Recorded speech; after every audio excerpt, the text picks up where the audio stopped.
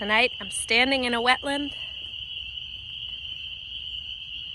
and surrounded by spring peepers, which are a kind of little frog that I always think of as one of the first signs of spring. They actually do very well in the cold. They'll get frozen a couple of times yet in these cold nights, but on warm spring nights like this, if you're near bodies of water, you can hear the deafening peep, peep, peeps of the boy frogs looking for the girl frogs. They're going to get together and they're going to mate and lay eggs, and those eggs are going to hatch into tadpoles. And tadpoles are like little balls with tails on them, and then the tadpoles get hind legs and front legs and absorb their tails and then come out of the water as adult frogs. And it's hard to find adult frogs, although if I spend enough time in these woods, kind of going near the bottoms of the trees and the leaves and the logs, I could find one of these little tiny frogs.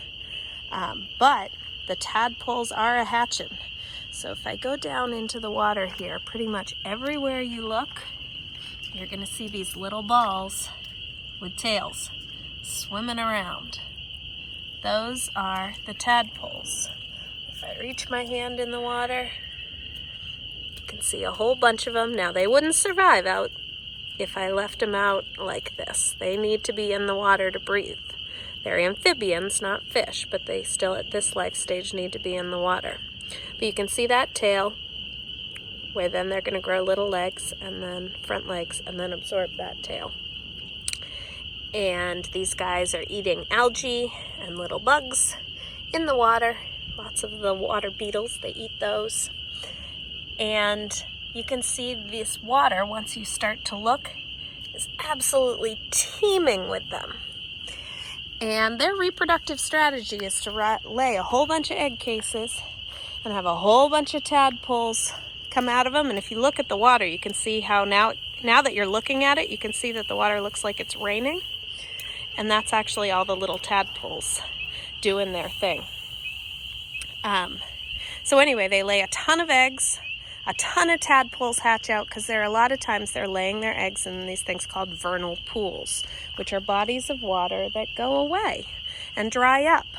And I used to, when I was little, have a couple of these vernal pools that I knew dried up before the tadpoles made it to the adult stage and became frogs.